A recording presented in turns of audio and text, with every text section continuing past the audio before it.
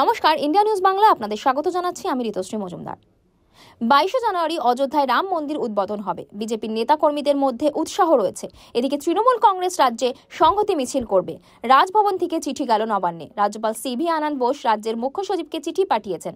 রাম মন্দির উদ্বোধনের দিন রাজ্যের আইন শৃঙ্খলা পরিস্থিতি কেমন থাকছে, প্রশাসনের পক্ষ থেকে কি ব্যবস্থা নেওয়া হচ্ছে, তাই জানতে চাইছেন রাজ্যপাল সিভি আনন্দ বোস।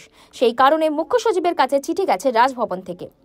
প্রাথমিকভাবে এই বার্তা জানা যাচ্ছে 22 জানুয়ারি রাজ্যের আইন শৃঙ্খলা রক্ষায় নবান্ন কি ব্যবস্থা নিচ্ছে সেই বিষয়টি জানতে চাইছেন রাজ্যপাল। এখনো পর্যন্ত নবান্ন থেকে কোনো বার্তা রাজভবনের কাছে যায়নি। 22 জানুয়ারি কলকাতায় একাধিক জায়গায় রাম পুজো হওয়ার সম্ভাবনা রয়েছে। সেই পুজোর অনুমতির জন্য কলকাতা হাইকোর্টে আবেদন হয়েছে। এদিকে তৃণমূল নেত্রী মমতা বন্দ্যোপাধ্যায় আগেই ঘোষণা করেছিলেন ওই দিন দলের পক্ষ থেকে সংহতি যাত্রা হবে।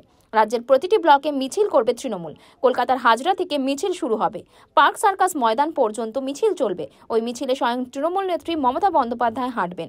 সর্বধর্ম সমন্বয়ে এই মিছিল হবে, এমনই বার্তা তৃণমূল সুপ্রিমো দিয়েছেন। ওই মিছিলের দিন বদলের জন্য শুভেন্দু অধিকারী কলকাতা হাইকোর্টে মামলা করেছিলেন, কিন্তু আজ বৃহস্পতিবার সেই মামলা খারিজ হয়ে যায়। বিচারপতি জানিয়েছেন তৃণমূলের মিছিল করতে কোনো বাধা নেই। রাজ্যের আইন শৃঙ্খলা 22 জানুয়ারি অবনতি হতে পারে সেই আশঙ্কা করে কেন্দ্রীয় বাহিনী মোতায়েনের দাবি জানিয়েছিলেন বিরোধী দলনেতা শুভেন্দু অধিকারী। কলকাতা হাইকোর্ট সেই দাবিও খারিজ করেছেন, বলেছেন কেন্দ্রীয় বাহিনী 22 জানুয়ারিতে রাজ্যে প্রয়োজন নেই।